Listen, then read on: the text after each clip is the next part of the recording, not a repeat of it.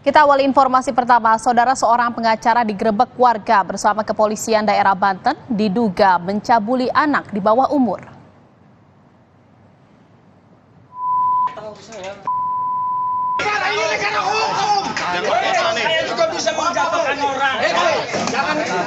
Sabar, jangan anarkis. Warga emosi meminta seorang pengacara keluar dari kantornya di Perum Kepuren, Kecamatan Walantaka, Kota Serang, Banten. Pria yang digerebek ini diduga mencabuli anak di bawah umur. Terduga pelaku kemudian dibawa ke Mapolda Banten dan kini sedang dalam pemeriksaan.